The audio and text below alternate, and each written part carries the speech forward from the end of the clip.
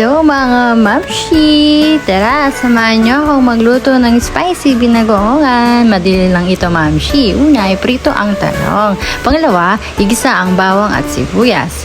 Sunod mamshi ang kamatis. Lutuin ng maayos ang kamatis para maiwasan ang masira ang ulam. Mamshi, sunod ang baboy. 1 kilo ng baboy. Igisa ito hanggang mag golden brown mamshi. Takpan at pakuluin ito ng mga 30 minutes. After 30 minutes, mamshi, lagay na ang paminta at asin.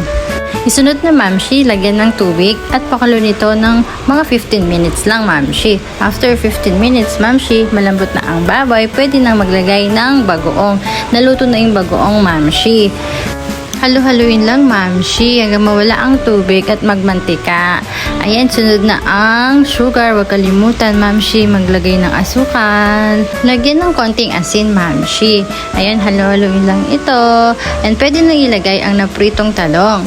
Ayan mamshi, malapit na maluto. Halo-haluin lang at tikman nito mamshi. Huwag kalimutan lagyan ng siling verde at siling pula. Haluin lang ulit ito mamshi. At ayun na, luto na mamshi. Thank you for watching po. Bye!